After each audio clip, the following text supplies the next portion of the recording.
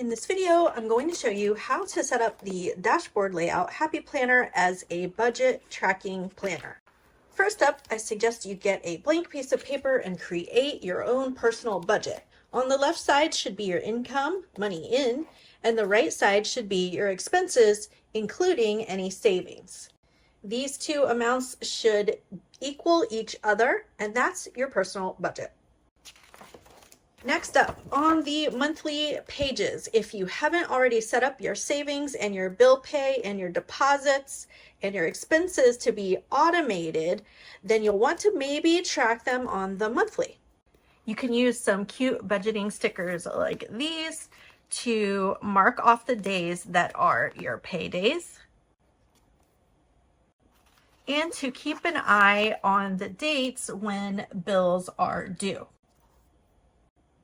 You can also give yourself a sticker on each day that is a no spend day.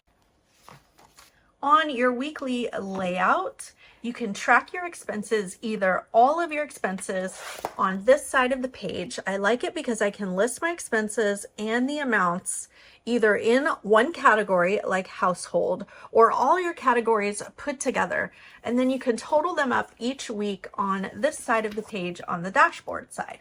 You can also include this space here, bills to pay, so that you keep an eye on bills that are due that week, and put your expense shopping lists directly into your planner, or you can add a snap-in page so that you can take out your shopping list to bring with you.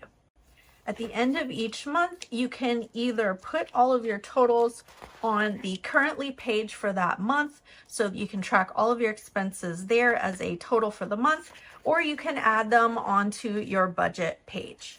To learn even more tips and tricks on budgeting with the Dashboard Happy Planner layout, head on over to theplannerschool.com and check out the budgeting class there.